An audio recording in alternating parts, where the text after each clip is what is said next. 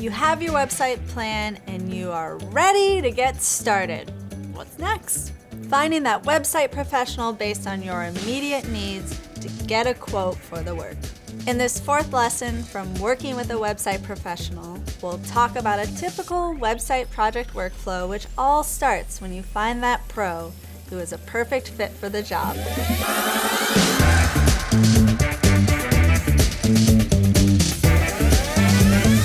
Now, one misconception is that an experienced and trustworthy website professional is hard to find. I think this misconception persists because of the immediacy in which people seek out a website professional.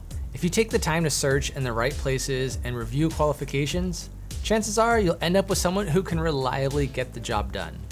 To find the right pro, you can go with an online directory to search talent by skills and ratings. You can ask a friend or a colleague for a referral. Search Google for a website designer in your area, or visit a website you really like to see if the web agency or freelancers website link is in the footer. A good rule to follow is reach out to 2 to 3 professionals, agencies, or freelancers. This way you can compare a few different approaches to your project. The more specific you are with what you've prepped in your website plan, the more accurate those quotes will be. All right, so what should business owners expect from these pros when they reach out? Well, the quote is usually delivered in a proposal that outlines the scope of work, timeline, and stages of the website build, cost, and contract terms. And as you review the proposal, pay attention to some key details. Like, is the website project a one-time fee or is it an ongoing payment? And what are the payment terms? Be prepared to put down a deposit and be prepared to lose that deposit if you walk away from the project. Review what you are responsible for, and if it's copy or photos, are you aware of project deadlines you need to meet? How many revisions do you get? Pay attention to the deliverables and copyright ownership terms. Read the entire proposal, and if you're unclear, just ask. Don't assume you will own the copyright to the design of the website once the project is delivered, or that you can move the website to any web host you want. It's not always the case. Inside the contract portion, look for what the cancellation terms are and what do you lose if you cancel the project mid-build. That's right, understanding the stages of the website build will also help you prepare for your role in the collaborative process. So many website professionals may suggest a discovery or research phase for your project.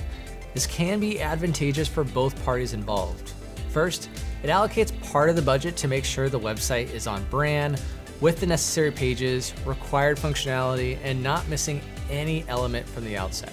It also gives you a chance to work with the professional before the design phase, so they understand all your needs, goals, and desires for the site.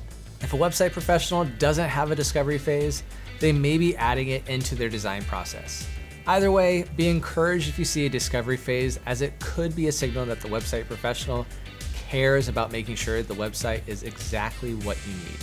The design phase is next, and as said before, may include elements of discovery that's not already separated out. You may get wireframes and flowcharts before you ever get a full graphic design of a page.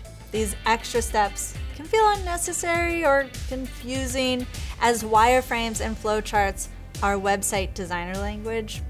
I know, confusing at first.